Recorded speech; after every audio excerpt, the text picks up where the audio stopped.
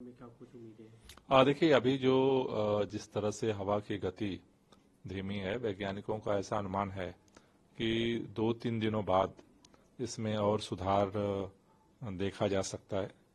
और उसको देखते हुए ही अभी सरकार ने निर्णय लिया है कि जब तक सुधार और नहीं होता है तब तक पूरे दिल्ली के अंदर ग्रैप 3 के जो नियम हैं वो लागू रहेंगे।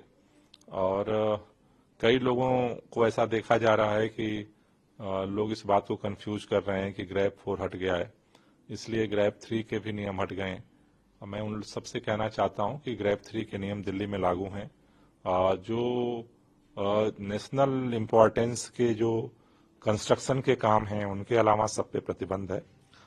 लीनियर प्रोजेक्ट केवल चल रहे हैं।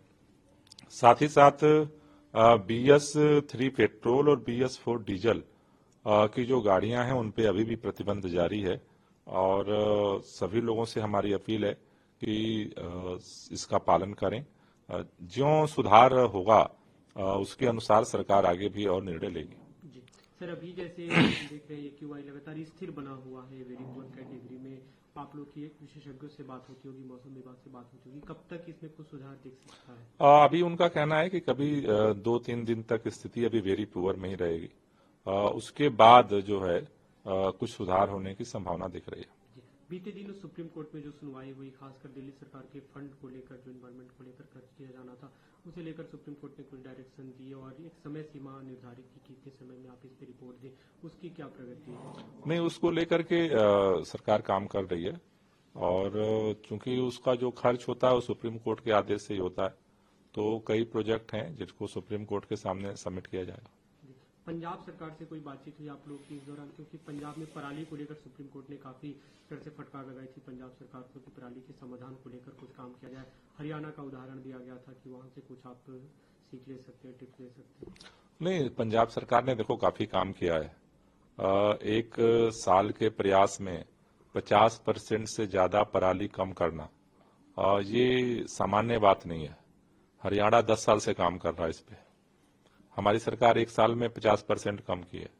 और हमें उम्मीद है कि अगले साल इसमें और बड़े पैमाने पर जो है वो गिरावट दर्ज की जाएगी। सुप्रीम कोर्ट ने जो जो निर्देश दिए हैं उसको लेकर के भी सरकार कार्य योजना बना रही है। जी सर, दिल्ली में ग्रैप 4 के नियमों में कुछ बदलाव हुआ है, उसका नोटिफिकेशन, गजट नोटिफिकेशन जारी हुआ।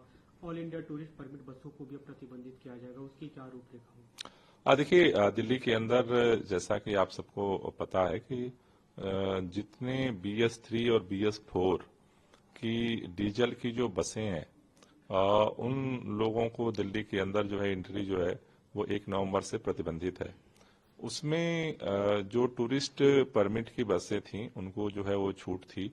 अब जो हुआ है कि ग्रेड 4 का अगर नियम लागू हो जाता है, यानी कि सीवियर प्लस कैटेगरी में अगर सिचुएशन चली जाती है, तो उस स्थिति में जो टूरिस्ट बसें हैं डीजल की BS3 BS4 की सभी बसों पे प्रतिबंध रहेगा। जी, एक दूसरा मुद्दा है सर, अभी जो उत्तरकाशी में रेस्क्यू का काम चल रहा था टनल में, वो करीब एक तरह से पूरा होने वाला है और उम्मीद है कि आज 41 मजदूर फंसे, उन्हें निकाल लिया जाएगा। सब लोगों की यही दुआएं हैं कि जल्द ही जो है वो सुरक्षित बाहर आए। और सब लोगों की इसी पे नजर है कि जिस तरह से वो इस संकट के दौर में हैं, हम सबकी प्रार्थना है कि उनको जल्दी बाहर लाया जाए और वो भी एक सामान्य तरीके से अपनी जिंदगी जी सके।